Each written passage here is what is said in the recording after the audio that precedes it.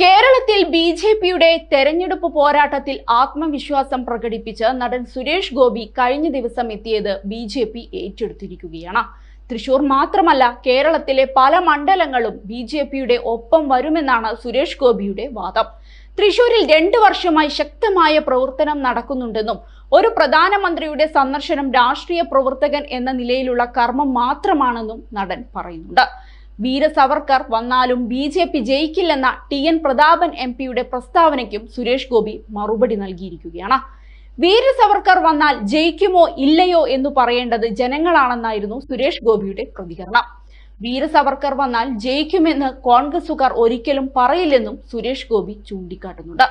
അതിനിടെ ലോക്സഭാ തെരഞ്ഞെടുപ്പിന്റെ ഔദ്യോഗിക സ്ഥാനാർത്ഥി പ്രഖ്യാപനത്തിന് മുൻപ് തന്നെ തൃശൂരിൽ സുരേഷ് ഗോപിക്കായി ബി.ജെ.പി ശക്തമായ പ്രചരണം തുടങ്ങിക്കഴിഞ്ഞു.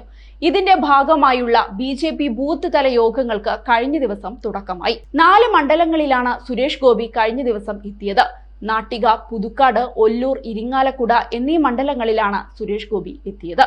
തെരഞ്ഞെടുപ്പിന് മുന്നോടിയായി അണികളുമായി കൂടുതൽ അടുത്ത ബന്ധം പുലർത്തുന്നതിന്റെ ഭാഗമായാണ് ബൂത്ത് തല യോഗങ്ങൾ സംഘടിപ്പിക്കുന്നതെന്നാണ് സൂചന.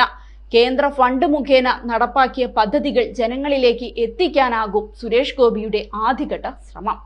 അതേസമയം കേരളത്തിൽ ഏറ്റവും വ്യക്തമായ മത്സര ചിത്രം തെളിഞ്ഞ മണ്ഡലങ്ങളിൽ ഒന്നാണ് തൃശൂർ എന്നതാണ് മണ്ഡലത്തെ ശ്രദ്ധേയമാക്കുന്നത്.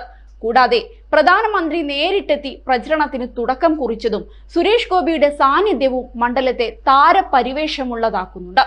ബി.ജെ.പി ഏറ്റവും ജയപ്രതീക്ഷ വെച്ചു പുലർത്തുന്ന മണ്ഡലം കൂടിയാണിത്. എന്നാൽ കോൺഗ്രസും ഇവിടെ ജയം നിലനിർത്താനുള്ള പ്രവർത്തനങ്ങൾ ആരംഭിച്ചു കഴിഞ്ഞു.